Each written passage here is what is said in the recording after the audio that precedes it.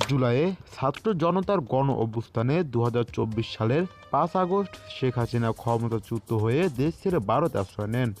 পরে ডক্টর মোহাম্মদ ইউনূসকে প্রধান উপদেষ্টা করে গঠিত হয় অন্তর্বর্তী সরকার। এরপরে ২১ জানুয়ারি বিশ্ব অর্থনৈতিক সম্মেলনে যোগ দিতে ডক্টর মোহাম্মদ ইউনূস সুইজারল্যান্ডের উদ্দেশ্যে রওনা দেন।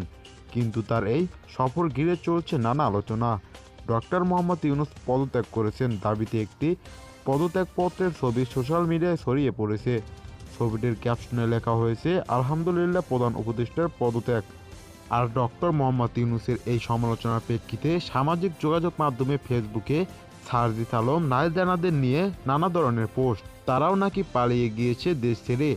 প্রধান উপদেষ্টার কার্যালয়ের ওয়েবসাইটে ছড়িয়ে পড়া পদত্যাগপত্রে থাকা এসব সূত্রে অনুসন্ধান করা হয়। তবে এই বিষয়ে ওয়েবসাইটে থাকা প্রজ্ঞাপন, নোটিশ, অফিস আদেশ ও দরপত্র সেগমেন্ট সহ কোথাও প্রধান উপদেষ্টা ডক্টর মোহাম্মদ ইউনূসের পদত্যাগের বিষয়ে কোনো তথ্য বা পদত্যাগপত্র পাওয়া যায়নি। উপদেষ্টা ডক্টর মোহাম্মদ ইউনূসের পদত্যাগের বিষয়ে গুগলে কিওয়ার্ড সার্চ করা হলেও এ বিষয়ে কোনো তথ্য বা সংবাদ প্রদর্শিত হয়নি।